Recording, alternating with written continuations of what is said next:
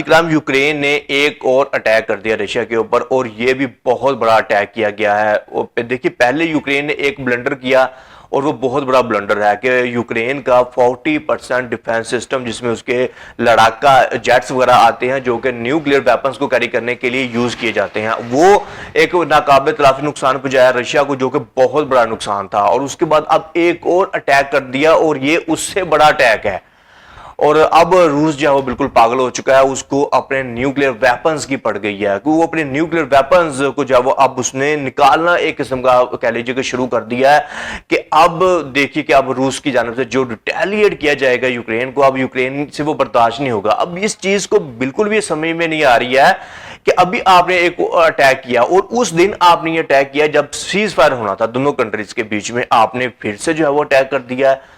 अब रूस उस चीज को सोच रहा था। अब देखिए कि यूक्रेन, फिर हम यही कहेंगे कि यूक्रेन जो है वो सीज फायर नहीं चाहता है, रशिया सीज फायर चाहता था, रशिया की तरफ से नहीं। अब 18 मंथ की जो है वो ट्रेनिंग की गई थी, 18 मंथ प्लान किया गया था कि जो रूस का 40% डिफेंस सिस्टम उड़ाया गया, उसमें उसके एयर जेट्स वगैरह आते थे, लड़ाका जेट्स आते थे, जो कि न्यूक्लियर वेपन्स को एक जगह से दूसरी जगह मूव करने के लिए इस्तेमाल किए जाते थे। और 40% ये डिफेंस सिस्टम था रशिया का, जो उड़ाया गया यूक्रेन की जानब से। अब यूक्रेन के पीछे किन किन चीजों का हाथ है?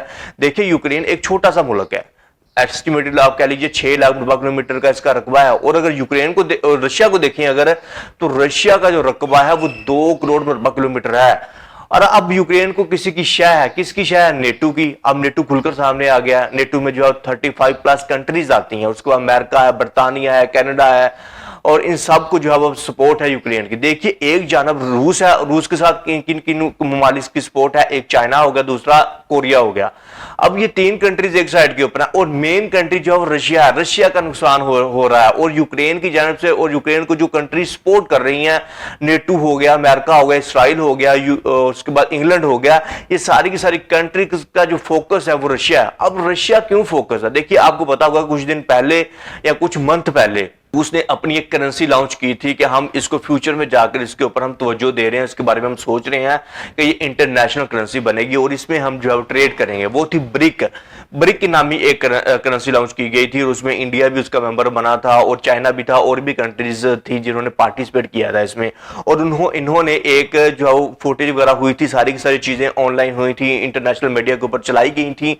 और अब आप देखिए कि अब ये भी चीज इसी के अंदर है कि अमेरिका चाहता है कि मैं चौधरी हूं, अब मेरे पास तो कोई और चौधरी नहीं होना चाहिए। अब देखिए, यूरोप वाली साइड के ऊपर नेटो इन लोगों ने जो है वो क्रिएट